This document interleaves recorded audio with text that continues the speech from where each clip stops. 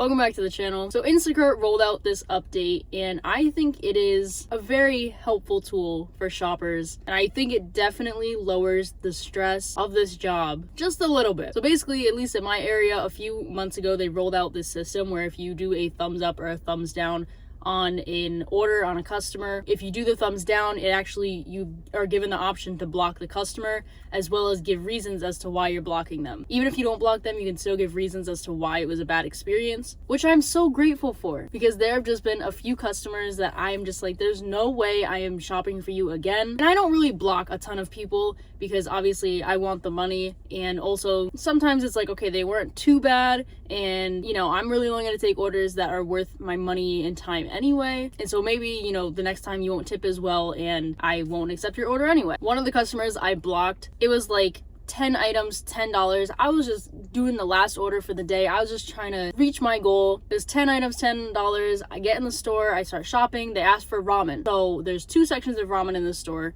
I send them all the options in both sections. Then they're like, no, I don't want that. So I was like, okay, do you want this ramen? Do you want that ramen? Like, I was trying to break it down a little bit more. I was like, what kind of ramen do you want? Like, what brand? What are you looking for? Maybe I can find it. Essentially, we went back and forth for 10 minutes.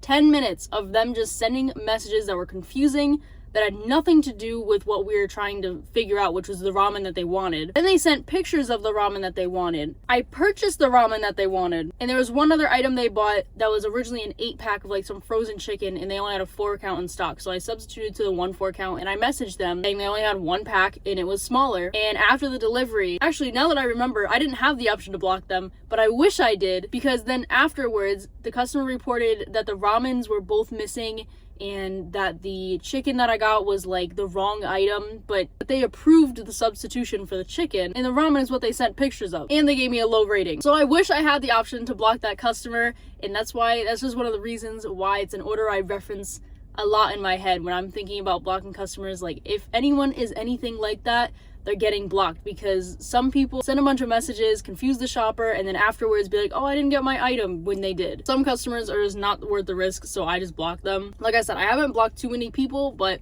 the people I have blocked, there's very good reason. I'm curious though, what your stories are for blocking customers. Like, what is the worst customer experience you had that either you wish you got to block or you did block, and why? Because for me, if you're acting really suspicious and I feel like you're gonna give me a low rating and say that things are missing, then I'm just not gonna bother. Like, if the customer is unresponsive throughout the whole thing, I don't just block them, because sometimes people just simply aren't looking at their phone. Sometimes it happens, so I don't block for that reason. I usually only block if like they're rude, if they're really confusing and it seems to be on purpose, or they just have some really crazy request. I'm not trying to loop around the store 45 times and send you 16 pictures trying to explain to you that this item is out of stock and that I don't work for the grocery store.